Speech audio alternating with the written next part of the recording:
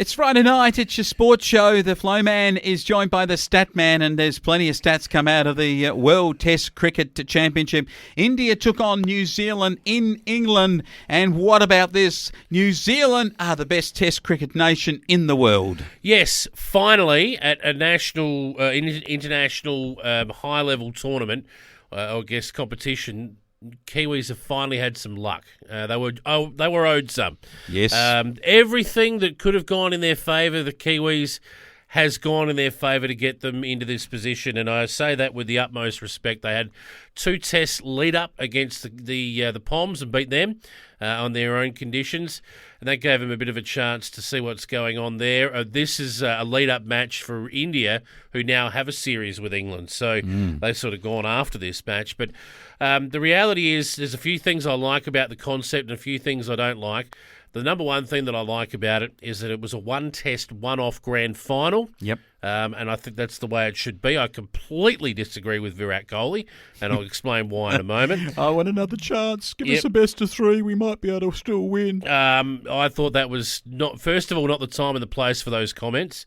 Second of all, he's completely lost the spirit of what the championships are all about. So this was a one-off final. They added an extra day to it. It was played at the Rose Bowl in Southampton.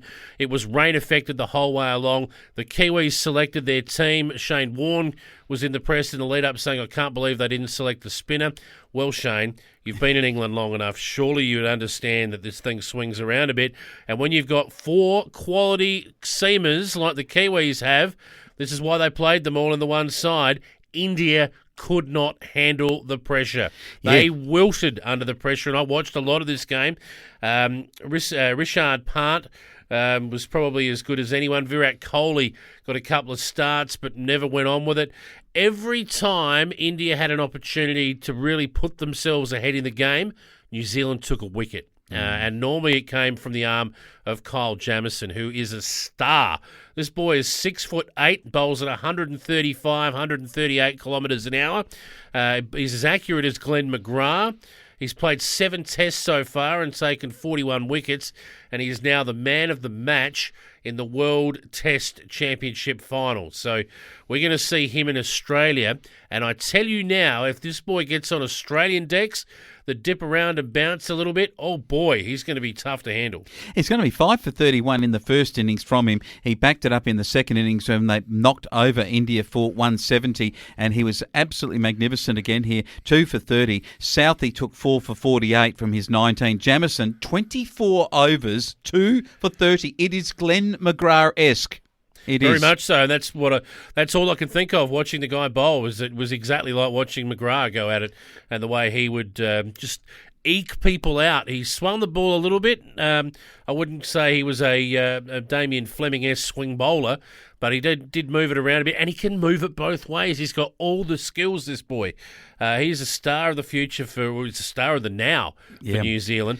India looked at times in this game disinterested.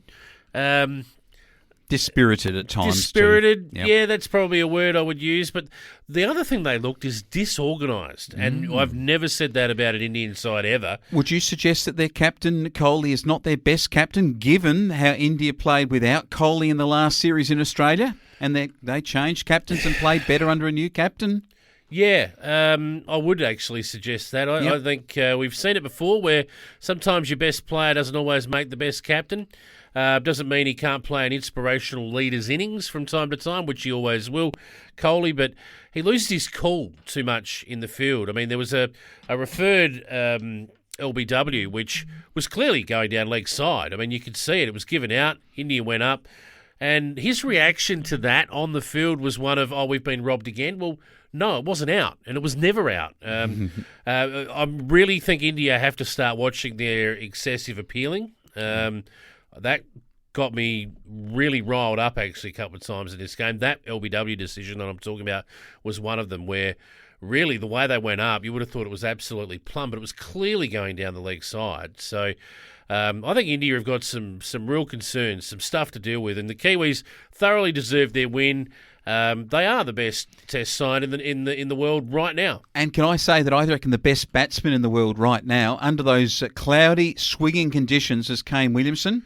Hit 49 in the first innings and then backed it up when they had to win the game in the second, and it could have gone anywhere because, you can be bowled out in the fourth innings with a swinging pitch. He hit a not-out 52. He was the only player in this game to actually really trouble the 50s, if you like, the half-centuries, and I think that's one of the reasons why, along with Devon Conway in the first innings, making a 54, he is the better batsman of Kohli. I put him right up there now. He hasn't done it in Australia. I know there's going to be those who are going to criticise Williamson's performances down here against us. Kohli hasn't done it in England. So yep. Kohli hasn't done it all over the world. It'd be wrong to say that he has. He's had one good tour of Australia.